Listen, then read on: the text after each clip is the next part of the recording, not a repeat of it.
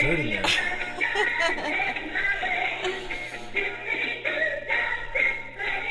Good morning, everyone. Hello. We're gonna get this one out in the AM because we have some exciting things to do. A fun like in day. an hour, so we have to get That's this right. thing going and happening. I can't believe we have been so dedicated and committed, mostly because of my wife. This was supposed to be a once a week check-in, Right. but we're enjoying them. They're giving us some purpose. It's helping us connect. Right. And there's a group of y'all that like them, and so we'll still keep We're doing still them. doing them. So let's talk about shirts. Okay, let's talk about shirts. So your shirt, we have 3 shirts that are backwards like this. This is Right. the third one. What does it say? You and I were destined to meet. So I like this one because if I wear this out, people always want to know what my shirt says. And so I tell them, what it says. So it's kind of like, okay, because we're talking about this, we're destined to meet. Or you can look in a mirror and it says you and I were destined to meet. And I kind of feel like when I look in the mirror and say that, I'm saying that to myself, like that.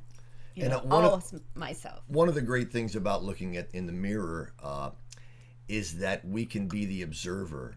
We can observe ourselves and even sort of be in the third person kind of where we say, wow, I love you. You're awesome. You're doing a great job. And being the observer of life and being the observer of ourselves as opposed to being in it all the time where we don't get to see our beauty and our divinity. And you have extra of both of those. But anyway, so what I have on, this is one of my heroes. His name is Michael Smerconish. He's coming on in about 40 minutes, 9 a.m. Eastern, every Saturday on CNN. And if you love CNN, check him out, and he'll give you a breath of fresh air, even from the other folks. If you can't stand CNN, watch him anyway. Because And why do you like him? I like him because he's got one foot in each side of the political field. He's really like a center fielder if you had a baseball game. And his music, his theme song is Clowns to the left of me, Jokers to the right, here I am, stuck in the middle with you. And that's what the shirt says. This is one of his tour shirts. He goes on tour, Clowns to the left of me, Jokers to the right. And he's not really saying that people on the left are clowns and people on the right are jokers. What he's saying is, as a person in the center, when the left is making the right wrong and the right is making the left wrong and they're talking past each other and they're not working together as a team, that's a bunch of clowns and jokers. That sounds like something else that's in this household. The purple evolution. Yeah, of course. Well, that's why he's my hero. I unfortunately am not a centrist. I in some ways I wish I was, but I'm very passionate about what I believe in. And the good news is you don't have to be a centrist to have an open mind. Okay, so that's enough of that. Let's get to our daily word. All right. Well, but before I start, I was going through some old pictures, and I found this picture. Oh, this is cool. Okay.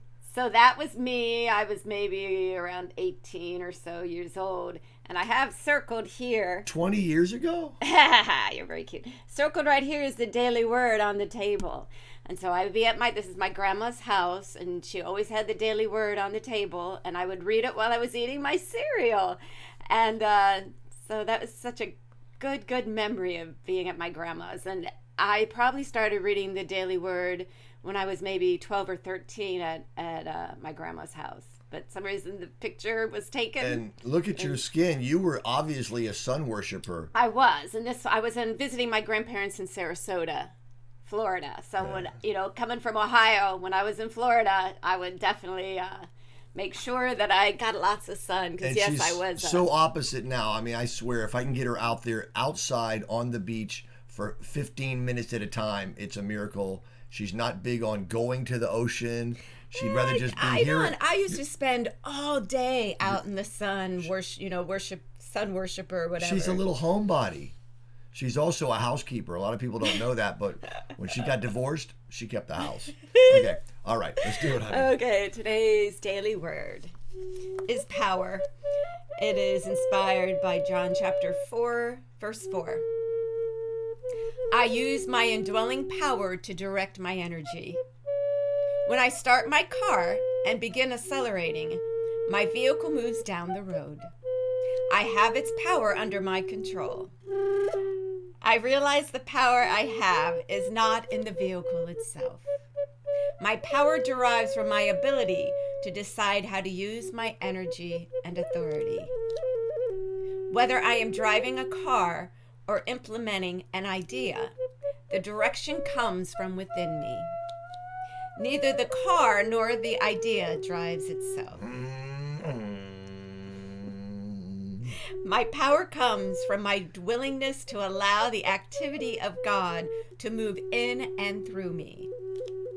The actions I take express the power of God. My thoughts and words express the spiritual truth of my being. My words and actions contain energy and significance, and I choose them carefully. My power leads me to express my highest, clearest self. Awesome. And scripture today, the one who is in you is greater than the one who is in the world.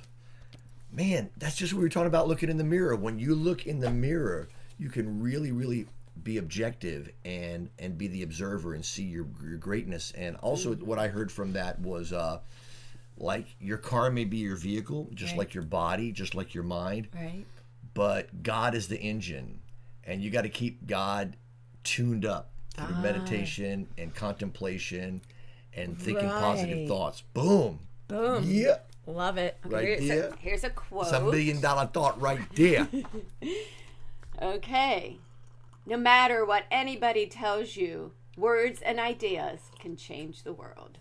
I like it. Wow. We have a lot of power, folks. A lot of power. Anybody ever feel powerless? Can I tell you what that's called? Fake news. All right.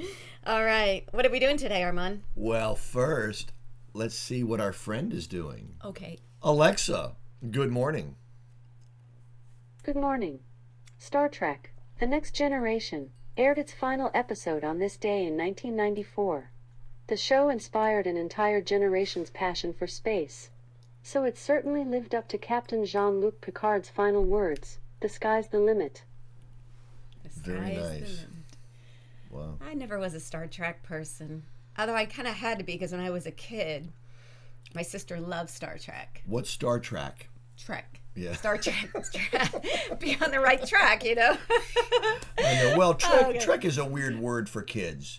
You know, and I think all Are of you us saying call I'm it, a kid? All of us call it Star Trek. I didn't mean it because to. Trek is just okay. All right. So. Unvarnished A&A. That's all right. So, are we doing my first, or are we doing the other thing? No, let's do. Okay. Well, no, we better go right into that. Do you think? Your call. Yeah, I want to. Let's do that. Okay, let's do that first. Okay, so the other day we did a game called My First ... and we didn't get to finish it, so this is my first ... part 2. Yep, and again, I have no idea what she's about to say, which is kind of fun. That's right. So this is my first experience in this or that or whatever. So Whatever. Okay, so this one is my first job. Woo. Wow, my first job. Well, you know, for me, I got allowances for doing chores around the house. But my first real job was paperboy. And this was in 7th grade. And my friend Mike Borrell and I were paper boys too, together. And we would sometimes join each other on each other's routes. So instead of doing just ours, I would join him on his and help him. He'd join and help mine. We had this big dream, man. We're going to save up money, and we were going to mow lawns, and we were going to buy a bass boat. And then we realized it was a lot of work, so we didn't do it. Anyway, shout out to Mike Borrell. So that's that. I guess that's my first job. All right, my first job, I was 16, and I worked at a place in Cincinnati called Farrell's Ice Cream Parlor.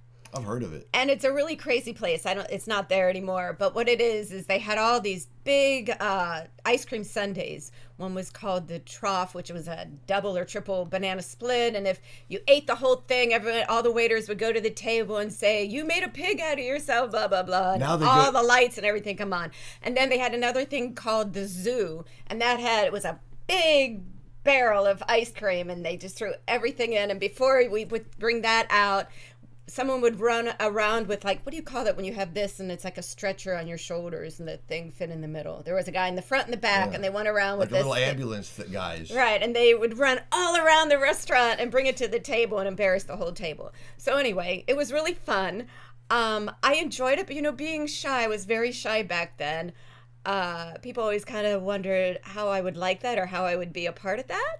But in that kind of situation, after I learned all the ropes and what to do and how to do it, it was very fun. That's cool. Okay, we got time for a couple more. Okay.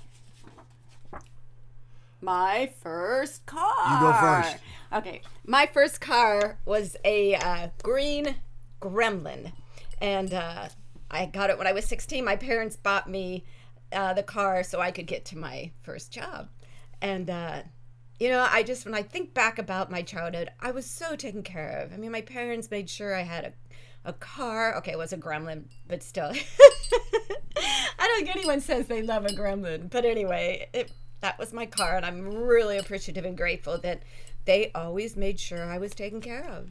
Well, my first college girlfriend had a green Gremlin. Shout out to Tammy in Sulphur in Lake Charles, Louisiana.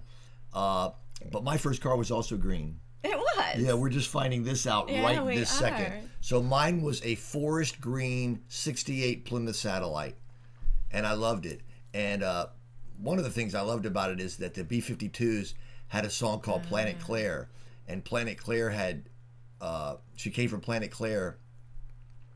She drove a Plymouth Satellite faster than the speed of light. So anyway, that was my first car. All right. My first paid singing gig. Whoa. So I guess for me, it would have been not in high school. I don't think I ever got paid to sing in high school. It was probably in college, singing at some clubs and things like that. With your drum? Playing drums and singing, yep. My first paid singing job was at Busch Gardens in Williamsburg, Virginia. And they had an Italian show, and I sang in the Italian show, and it was really great. It was a great first experience in a singing job. And again, my dad made sure that I was okay. So this was right after college, and he took me to Williamsburg, made sure I had an apartment, wanted to meet my manager and blah, blah, blah, and just said everything was okay. And at the time, I was like 20 years old, and I thought, I don't want my dad here. I'm so embarrassed my dad's here. But I look back now and think that was like one of the sweetest things. He didn't have to do that. He was a very busy person, and I'm just so blessed to always been taken care of. That's awesome. So is that it? I have one more, unless there's not time. Let's do one more. We are running out of time, but let's do it. Okay. My first house. Okay. Is that like ownership? Yes. Yeah, ownership. Okay. So one for you. Okay. Well, my first house is this house right here. My husband and I bought it in 1996.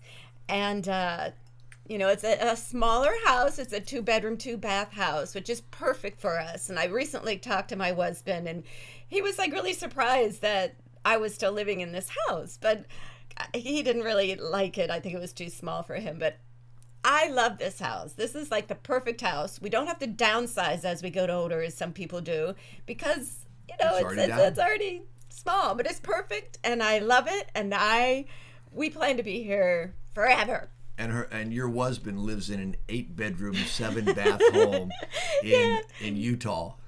Yeah, this is a little too small for him. He moved on, and I moved in. So I'm a drummer. That's really my real art is being a drummer, and I don't do much of it anymore. But someday I will. But what do you call a drummer without a girlfriend? Homeless.